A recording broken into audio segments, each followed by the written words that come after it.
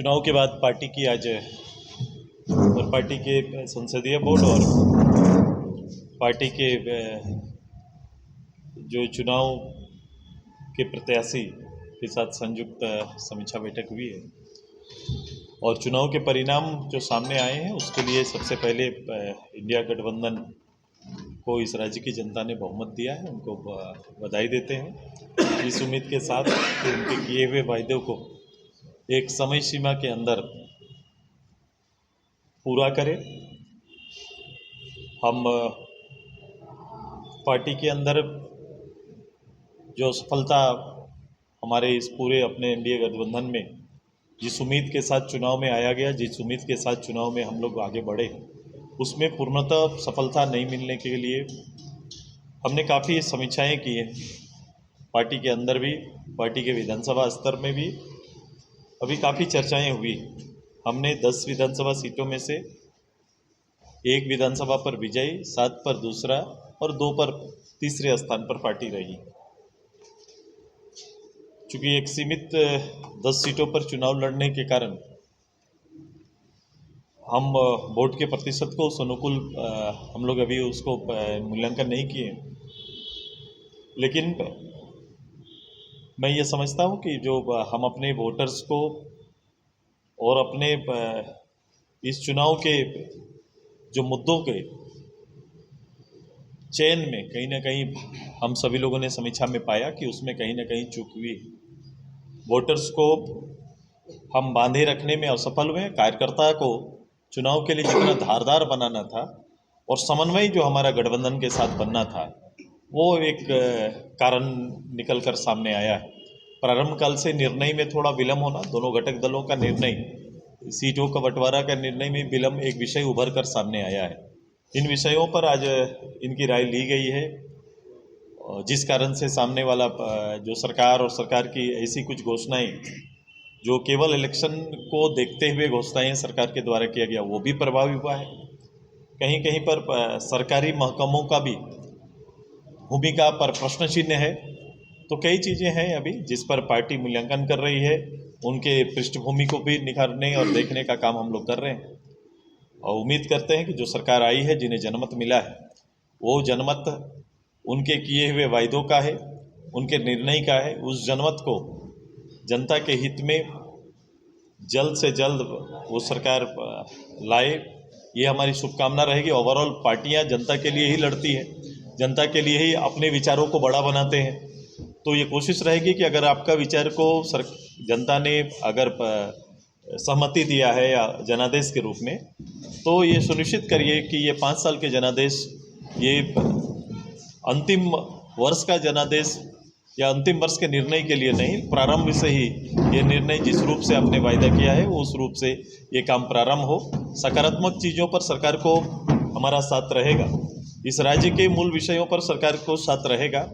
जो हमारा एजेंडा हमेशा रहा है, जिस एजेंडा के साथ हम काम करते रहे, वो एजेंडा जब भी आएगा हम निश्चित रूप से उस निर्णयों में खड़े रहेंगे।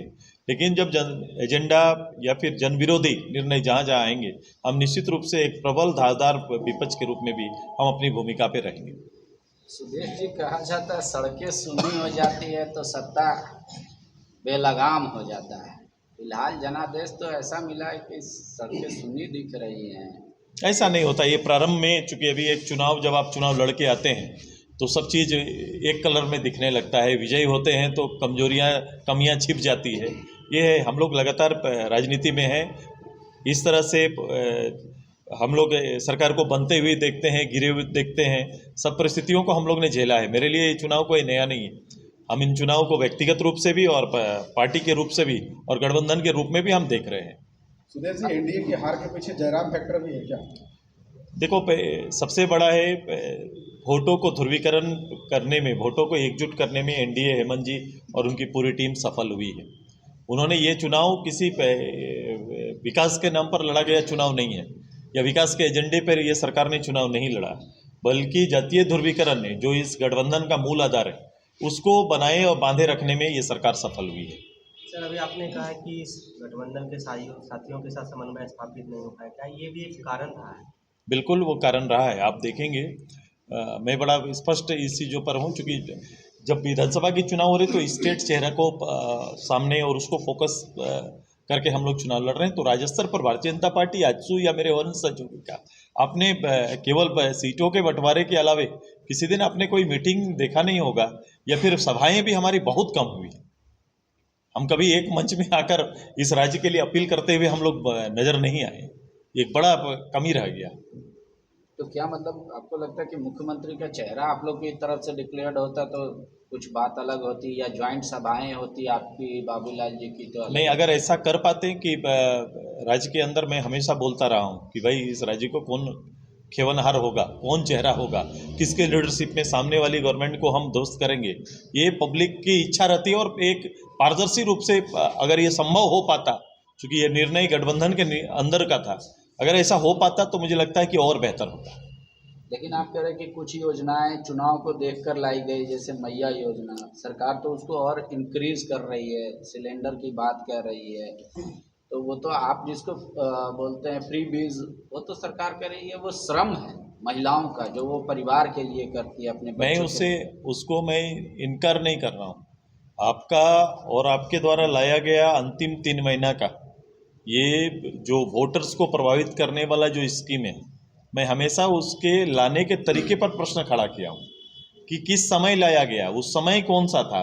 वो बिल्कुल चुनाव के एकदम दरवाजे पर आकर आप एक योजना को लेकर आते हैं, और ये योजना जिसको आपने कभी भी बजटीय स्वरूप में लेके नहीं आया, इसके लिए कोई बजट नहीं रखा, और ये पैसे कहाँ से आएंगे, हाँ ये तो बाद में बातें चलेंगी, अभी हम लोग आएंगे बात करेंगे।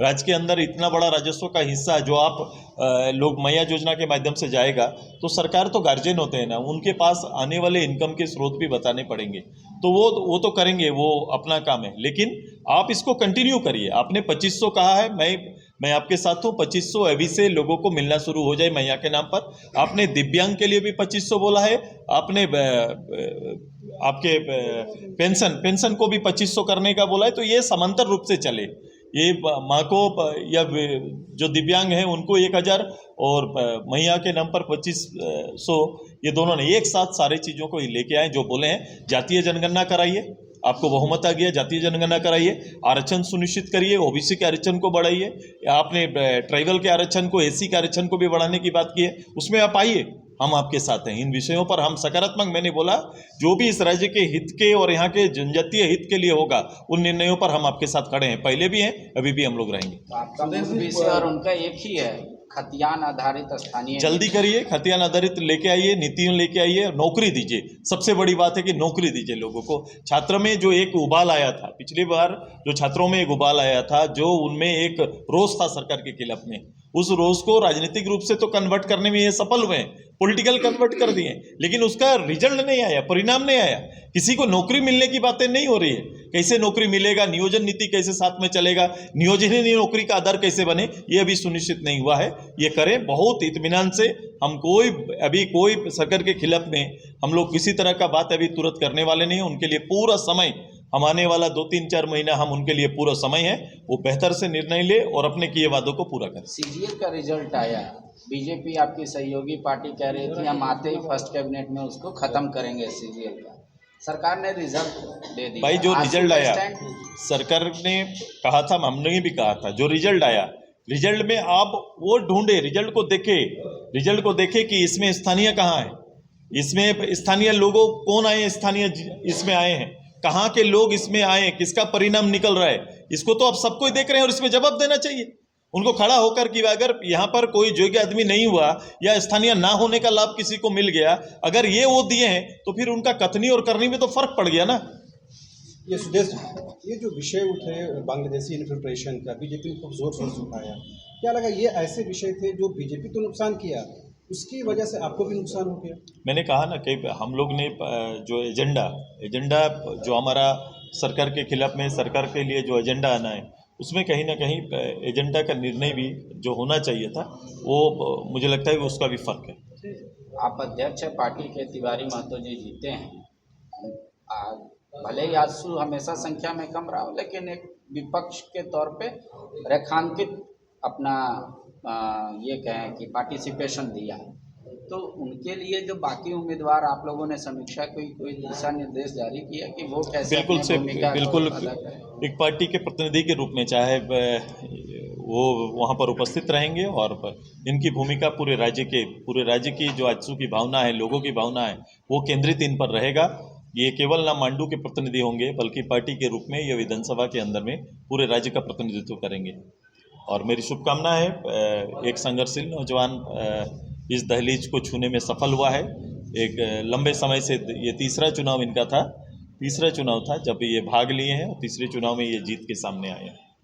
पार्टी में क्या किसी तरह की सर्जरी की जरूरत है, संगठनात्मक फेरबदल की जरूरत महसूस कर रहे हैं आप लोग? हाँ, पार्टी इस सब चीज़ों पर मूल्यांकन करेगी। आज चूंकि एक लेवल पे हुआ है कि प्रत्याशियों से बुला के ये पूछा गया है कि उनकी कठिनाई, परिणाम नहीं दे पाने के पीछे की कठिनाई क्या रही है।